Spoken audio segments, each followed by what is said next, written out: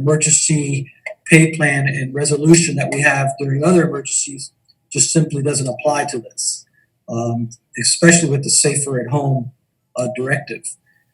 So we've got 4 different work scenarios. The first one is a furlough, folks that we just don't have work for you right now, and it's just not right to pay you at this point. Then there's a partially furloughed, which is we have some work for you, but not full-time work.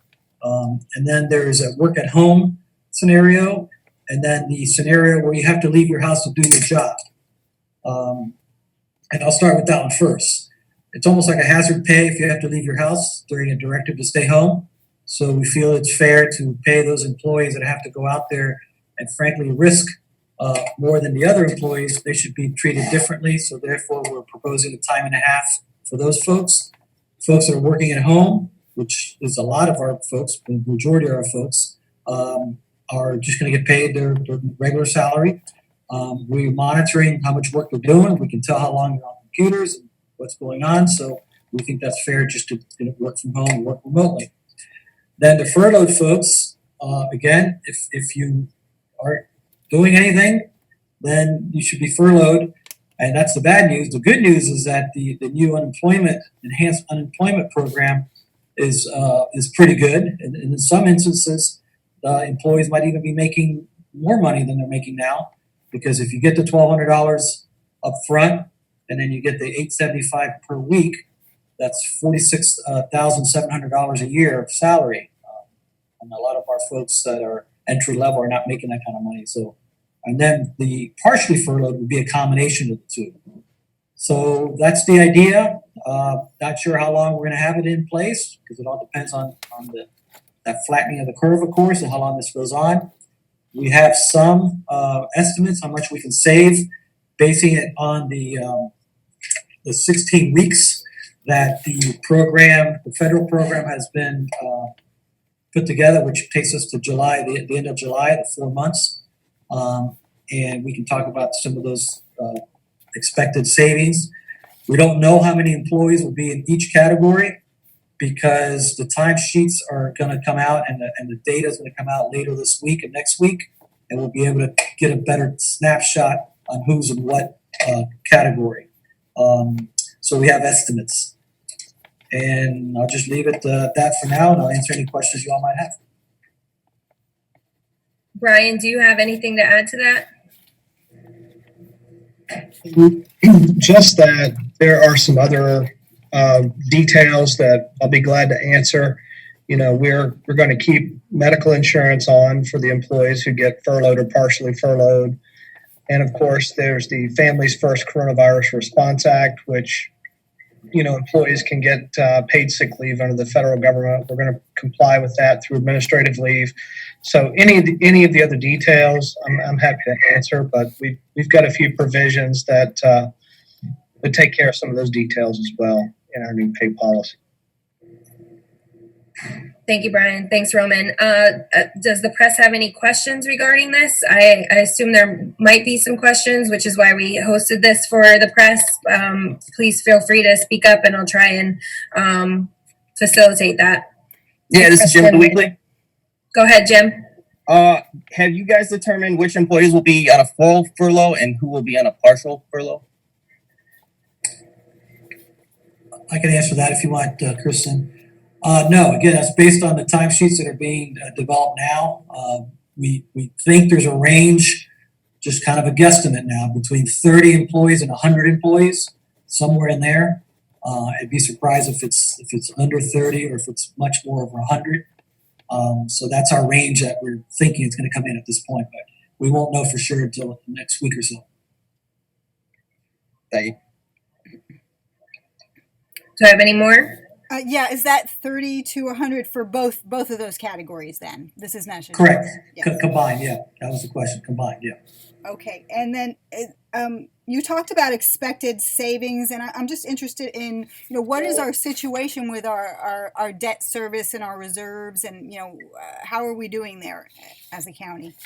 Well, you know, we're tight. No doubt we're tight, especially, you know, we're coming out of Irma and we're still recovering from Irma. So things are a little tight, and we went through this back in 2008 when we had to adjust. Back then, we eliminated over 100 positions. I'm just going by memory. I think I got to about 110 at one point were positions that we actually eliminated. I'm not talking about eliminating positions just yet. Right now, it's just furlough positions.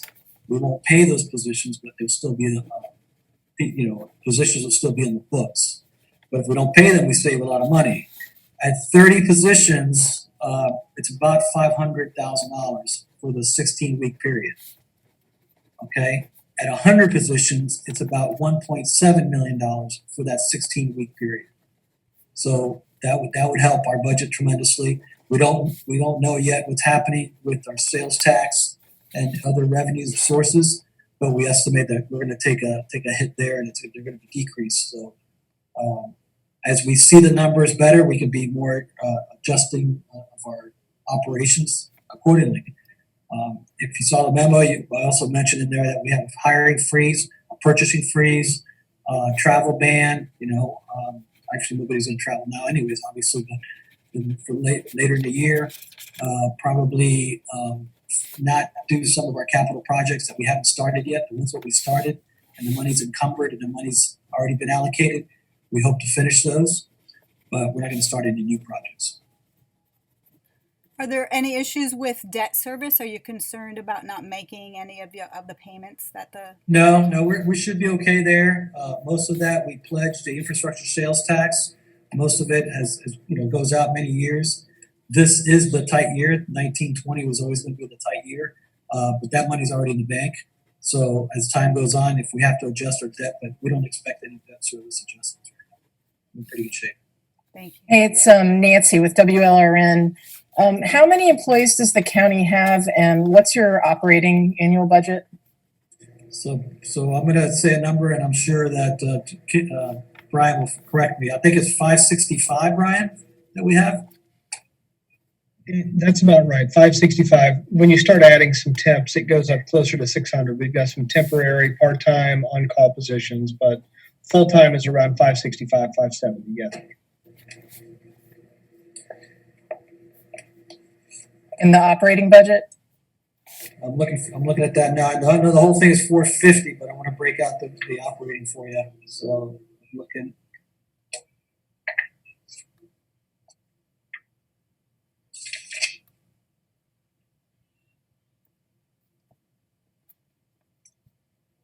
The operating budget.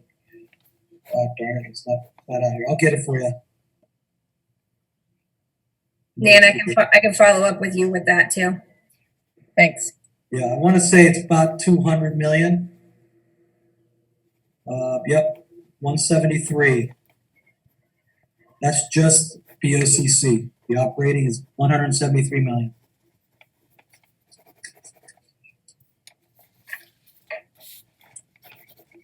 Guys, do I have any more questions? What kind of jobs are people going to be leaving their homes for?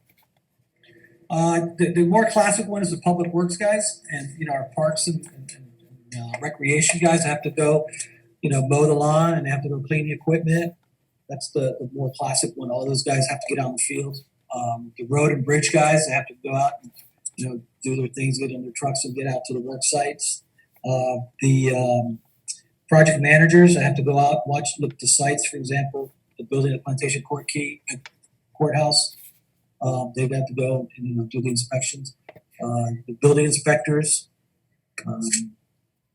biologists, just going off the memory. Social services, Bayshore Manor, those type of things. That's right. Social services.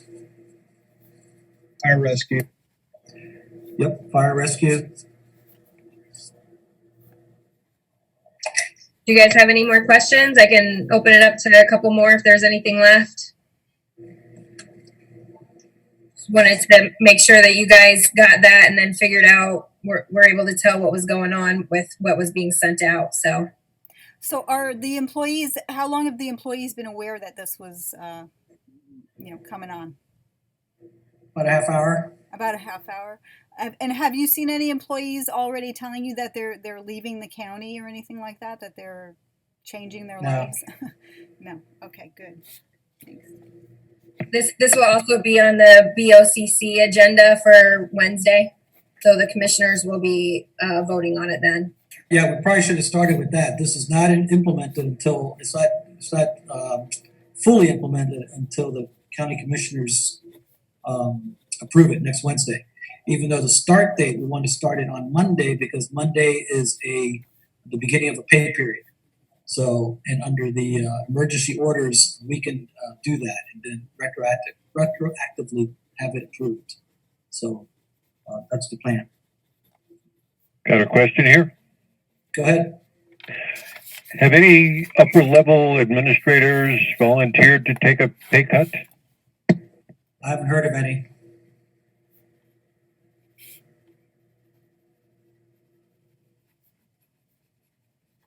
Sounded like Bill Becker. That was Bill Becker. All right, guys, I'm gonna go ahead and sign us off. I appreciate everyone calling in and listening to what we had to say. I hope that this was helpful for anybody who needed it. So anyway, y'all have a good day, and I'll keep you posted on anything else that comes up.